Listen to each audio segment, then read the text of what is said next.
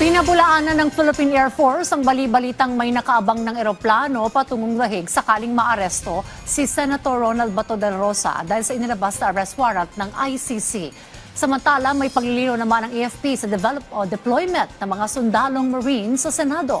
May report si Patrick De Jesus. Nananatiling normal ang sitwasyon sa Villamor Air Base sa Pasay City. Ayon sa Philippine Air Force, nasa white alert status lamang ngayon ang nasabing paliparan na nasa ilalim ng kontrol ng militar.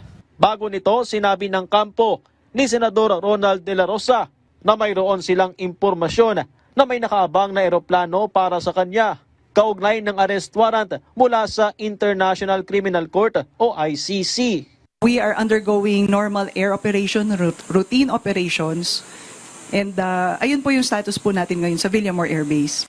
I'd like to reiterate, wala po kaming natatanggap na any official directives, coordinations, requests regarding that. We have seen circulating informations in the social media. These are images of the previous situation, hindi po yung ngayon, for that particular incident. Sana hindi doon galing yung kanilang information or intelligence information. Noong nakaraang taon, isang private jet na lumipad mula Villamor Air Base ang naghatid kay dating Pangulong Rodrigo Duterte patungong The Hague, Netherlands, matapos siyang arestuhin kaugnay ng mga kasong kinaharap sa ICC dahil sa madugong war on drugs. Samantala, nilinaw ng Armed Forces of the Philippines na bahagi lamang ng normal deployment ang mga sundalong Marines na nasa Senado para umano ito sa perimeter security na mayroon din sa iba pang institusyon.